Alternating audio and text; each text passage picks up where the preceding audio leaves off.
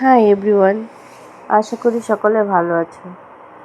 আজকে আমি বানাবো খুবই সহজ পদ্ধতিতে সয়াবিন কারি। তার জন্য আমি এখানে ছোট ছোট 2 প্যাকেট সয়াবিন নিয়ে নিয়েছি। এখন আমি সয়াবিনগুলিকে একটু জল দিয়ে সিদ্ধ করে নেব।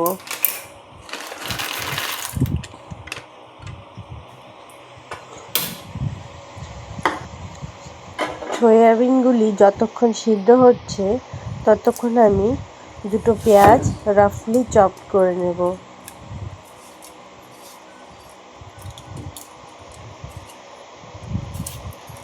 পেঁয়াজগুলিকে আমি একটু বড় বড়ই কাটছি, কারণ পরে এগুলিকে পেস্ট করব।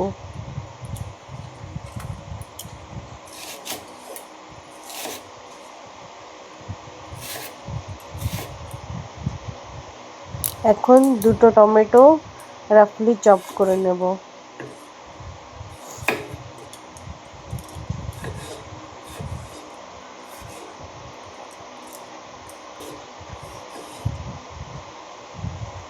চপ করতে করতে আমার সয়াবিনগুলিও সিদ্ধ হয়ে গেল। এখন এগুলিকে ঠান্ডা জলে ধুয়ে জল নিংড়ে রেখে দেব। অন্যদিকে গ্যাসের উপর একটা কড়াই বসিয়ে আমি 2 চামচ তেল দিয়ে গোটা শুকনো লঙ্কা, জিরে আর গোলমরিচ ফোড়ন দিয়ে নেব। এখন দিয়ে দেবো কেটে রাখা পেঁয়াজ, টমেটো আর দিয়ে দেবো কিছুটা গোটা রসুন, আদা কুচি আর দিয়ে দেবো 4-5টা কাজু আর আমন্ড। এগুলিকে আমি আগে থেকে ভিজিয়ে রেখেছিলাম। এখন 1 চামচ লবণ আর হলুদ গুঁড়ো দিয়ে এগুলিকে হালকা করে ভেজে নেব।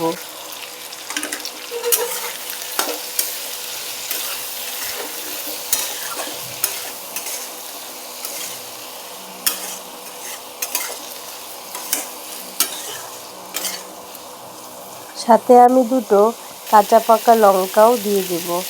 যখন সমস্ত মশলাটা একটু সফট হয়ে আসবে তখন আমি এটাকে নামিয়ে নেব। একটা প্লেটে নামিয়ে একটু ঠান্ডা করে নেব।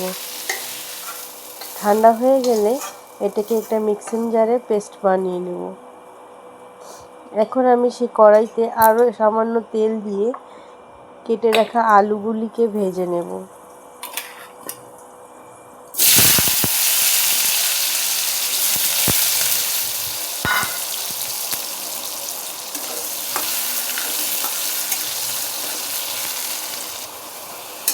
আলুগুলি ভাজা হয়ে গেলে উঠিয়ে রেখে দেব।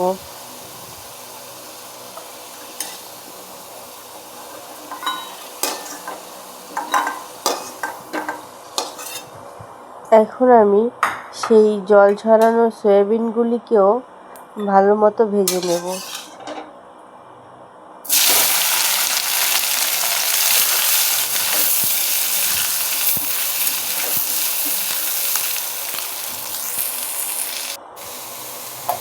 এখন আমার মশলাগুলি ঠান্ডা হয়ে গেছে।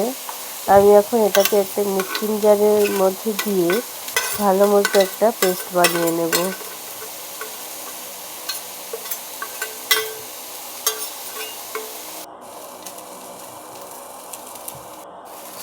অন্যদিকে আমার সয়াবিনটাও ভাজা হয়ে গেছে। সয়াবিনটা ভাজা হয়ে গেলে এটাকেও উঠিয়ে রেখে দেব। কড়াইতে দিয়ে দেব 2 চামচ ঘি। আপনারা চাইলে সাদা তেলে বা সরষের তেল দুটোতেই করতে পারেন। আর দিলাম জিরে, তার তেজপাতা ফোড়ন দিয়ে এখন আমি সেই বেটে রাখা পেস্টটা নিয়ে নেব। সামান্য জল দিয়ে মিক্সিং জারটা ধুয়ে পেস্টটা দিয়ে নেব। আর দেব 1 চামচ লঙ্কা গুঁড়ো আর ধনে গুঁড়ো দিয়ে মশলাটাকে আমি ভালো করে একটু কষে নেব, যাতে মশলার কোনো কাঁচা গন্ধ না থাকে।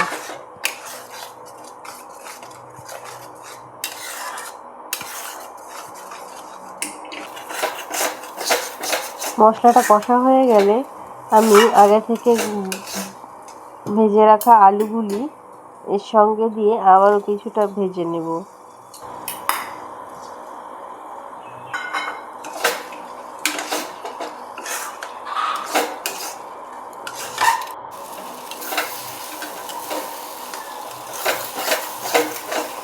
মশলাটা আমার একদম ভালো মতো ভাজা হয়ে গেছে, এটা থেকে এখন তেল ছেড়ে আসছে। এই পর্যায়ে আমি দিয়ে দেব গরম জল। গরম জলটা দিয়ে ভালো মতো জলের সঙ্গে মশলাটা মিলিয়ে নিয়ে আমি একটু ফুটতে দেব। যখন জলটা ফুটে উঠবে তখন আমি আগে থেকে ভেজে রাখা সয়াবিনগুলিকেও অ্যাড করে দেব। আর আমি এখানে অ্যাড করছি কিছুটা গ্রিন মটর। এটা আমার কাছে ছিল, এটা অপশনাল, আপনারা চাইলে দিতেও পারেন নাও দিতে পারেন। এখন সব কিছু একসঙ্গে মিশিয়ে আমি কিছুক্ষণ ফুটতে দেব। ফুটে উঠলে গরম মশলা দিয়ে নামিয়ে নিলেই রেডি আমাদের অসাধারণ স্বাদের সয়াবিন কষা। এই তরকারিটি আপনারা রুটি, পরোটা, ভাত, ফ্রাইড রাইস সব কিছুর সাথেই খেতে পারেন। সব কিছুর সাথেই অসাধারণ লাগে খেতে। রেসিপিটা যদি ভালো লাগে একটা লাইক আর সাবস্ক্রাইব দিয়ে আমার পাশে থাকবেন।